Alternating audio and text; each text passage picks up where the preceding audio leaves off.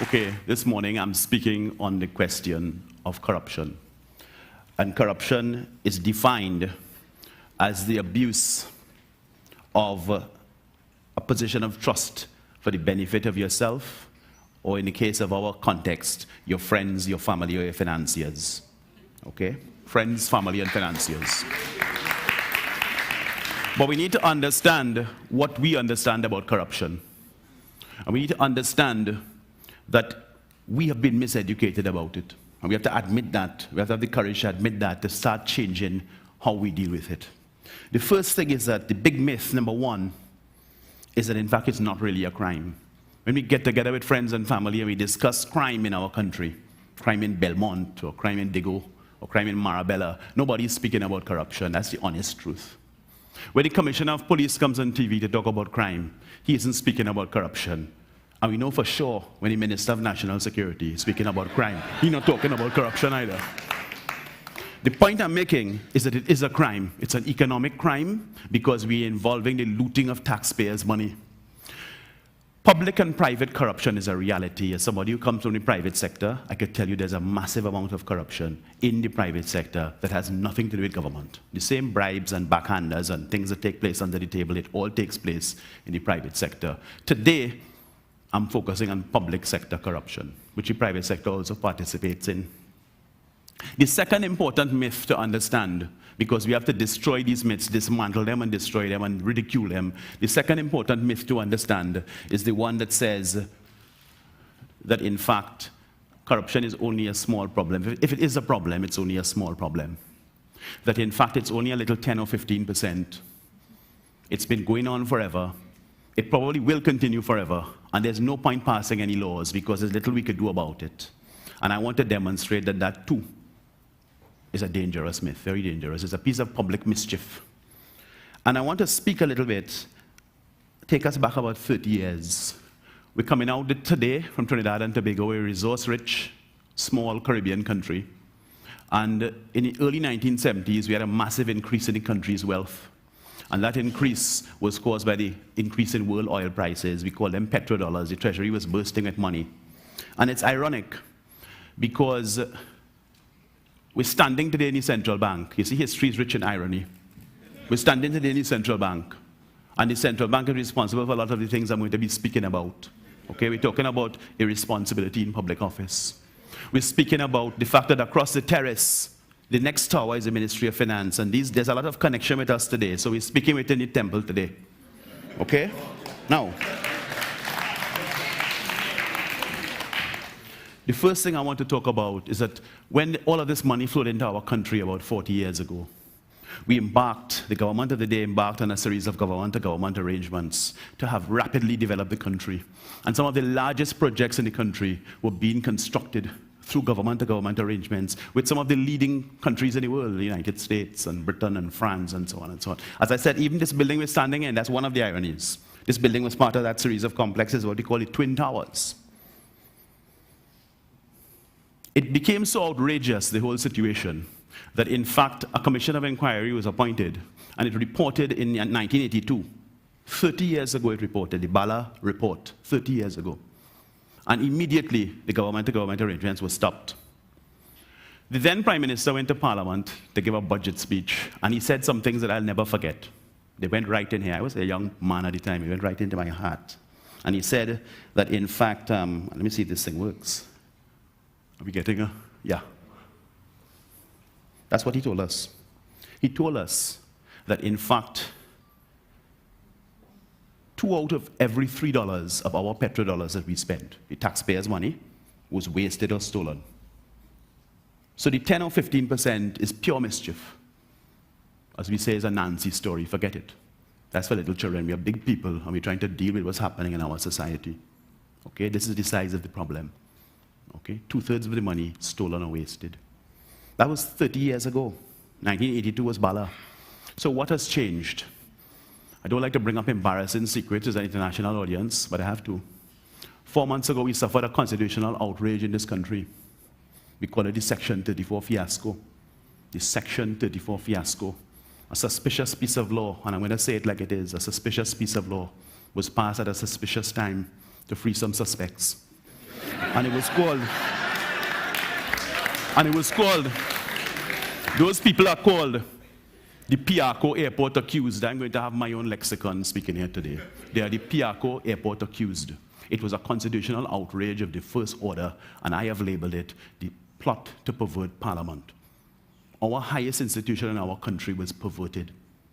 We are dealing with perverts here of an economic and financial nature. You get how serious this problem is. There was massive protest. A lot of us in this room took part in the protests in different forms. Most importantly, the American embassy complained. So Parliament was swiftly reconvened, and the law was reversed. It was repealed. That's the word lawyers use. It was repealed. But the point is that Parliament was outwitted in the whole course of events. Because what really happened is that because of the suspicious passage of that law, the law was actually passed into effect on the weekend we celebrated our 50th anniversary of independence, our Jubilee of Independence. So that is the kind of outrage of the thing. It was a kind of a nasty way to get maturation, but we got it, because we all understood it. And for the first time that I could remember, there were mass protests against this corruption. And that gave me a lot of hope. Okay, those of us who are, sometimes you feel like you're a little bit on your own doing some of this work. That passage of the law and the repeal of the law fortified the case of the Piarco Airport accused. So it was one of those really superior double bluff kind of things that took place.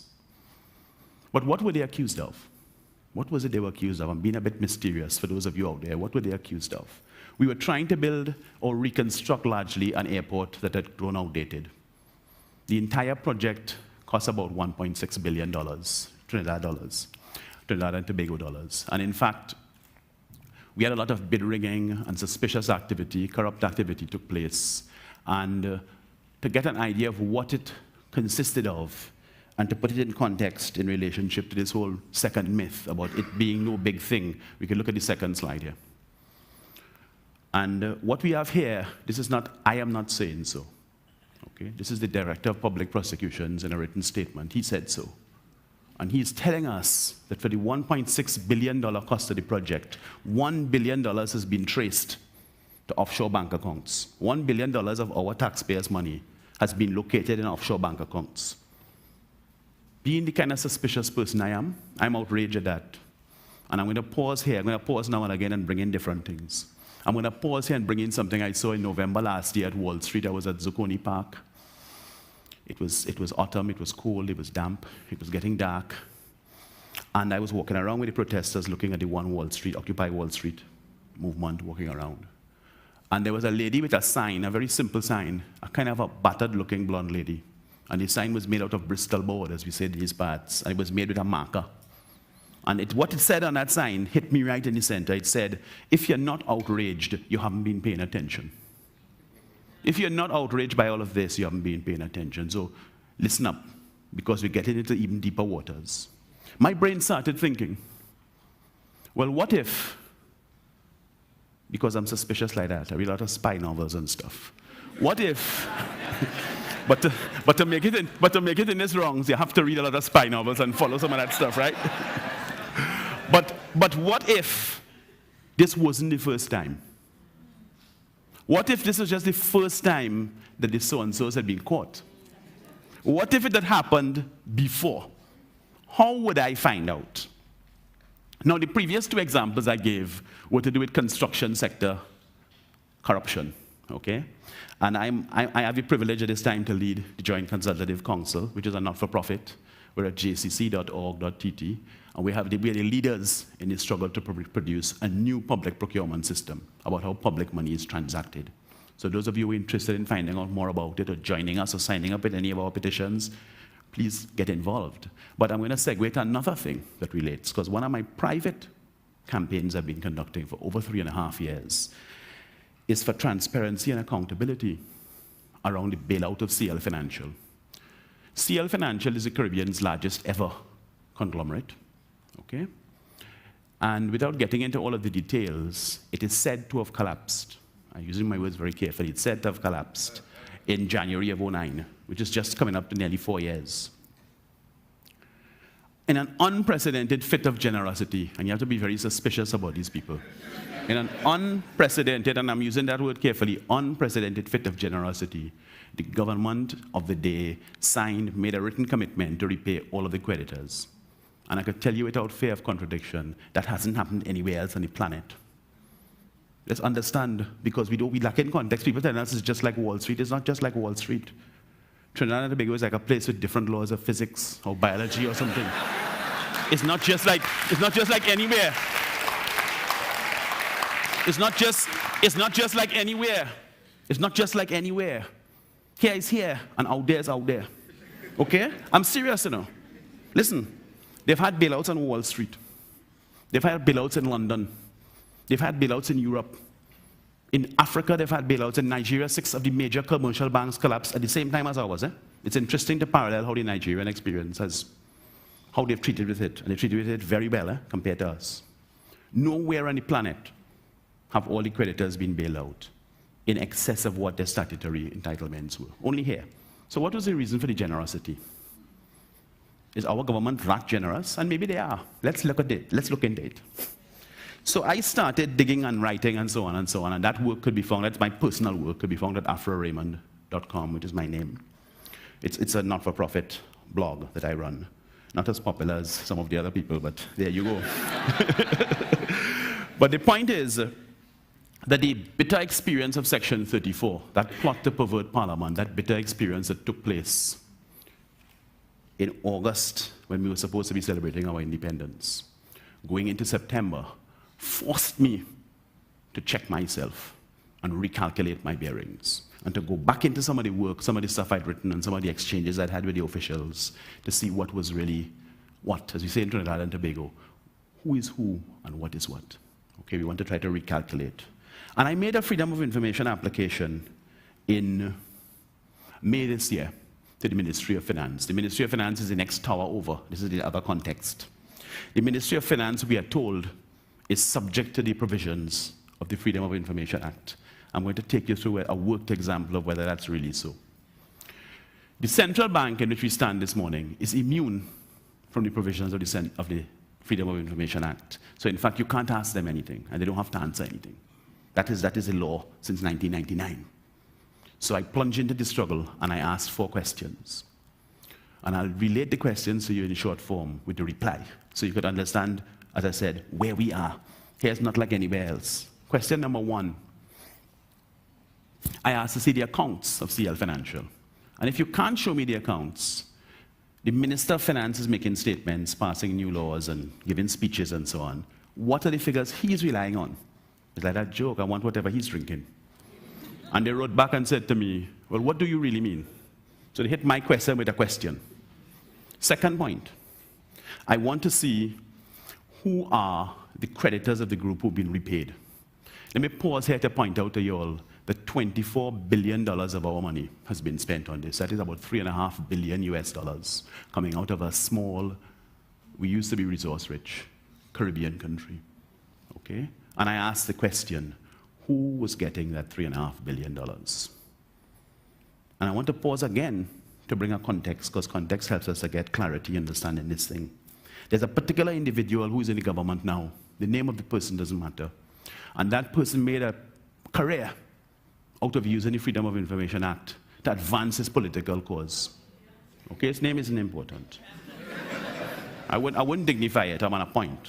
The point is, that person made a career out of using the Freedom of Information Act to advance his cause. And the most famous case was what we came to call the secret scholarship scandal, where in fact there was about $60 million in government money that had been disbursed in a series of scholarships, and the scholarships hadn't been advertised, and so on and so on and so on. And he was able to get the court, using that act of Parliament, Freedom of Information Act, to release the information. And I thought that was excellent. Fantastic. But you see, the question is this: if it's right and proper for us to use the Freedom of Information Act and to use the court to force a disclosure about $60 million in public money, it must be right and proper for us to force a disclosure about $24 billion. you see. But the Ministry of Finance, the permanent secretary in the Ministry of Finance wrote me and said to me, that information is exempt too, you see. This is what we're dealing with, okay? The third thing I would tell you is that I also asked for the directors of CL Financial whether in fact they were making filings under our Integrity in Public Life Act. We have an Integrity in Public Life Act. It's part of our framework, supposed to safeguard the nation's interest. And public officials are supposed to file to say what it is they have in terms of assets and liabilities. And of course, I've since discovered that they're not filing. And in fact, the Minister of Finance has not even asked them to file. So here we have it. We have a situation where the basic safeguards of integrity and accountability and transparency have all been discarded. I've asked the question in a legal and required fashion. It's been ignored. The sort of thing that motivated us around Section 34, we need to continue to work on that. We can't forget it. I have defined this as the single largest expenditure in the country's history. It's also the single largest example of public corruption according to this equation. And this is my reality check. Where you have an expenditure of public money, and it is without accountability, and it's without transparency, it will always be equal to corruption. Whether you're in Russia or Nigeria or Alaska, it will always be equal to corruption. And that is what we are dealing with here. I'm going to continue the work, to press on, to get some resolution of those matters at the Ministry of Finance. If it is I have to go to court personally, I will do that. We will continue to press on. We continue to work within JCC. But I want to step back from the Trinidad and Tobago context and bring something new to the table. In terms of an international example, we had the journalist Rebecca Brooke speaking about her battle against government corruption, and she introduced me to this website, alvatelli.com. And alvatelli.com is a way for us to have an open database for freedom of information applications and speak with each other. I could see what you were applying for. You could see what I applied for, what replies I got. We can work on it together. We need to build a collective database and a collective understanding of where we are to go to the next point. We need to increase the consciousness. The final thing I want to say is in relation to this one, which is a lovely website from India called ipaidabbribe.com. They have international branches, and it's important for us to tune into this one. ipaidabbribe.com is really important. Good one to log on to and see. I'm going to pause there. I'm going to ask you for your courage. Discard the first myth, it is a crime. Discard the second myth, it is a big thing. It's a huge problem. It's an economic crime. And let us continue working together to betterment in this situation, stability and sustainability in our society.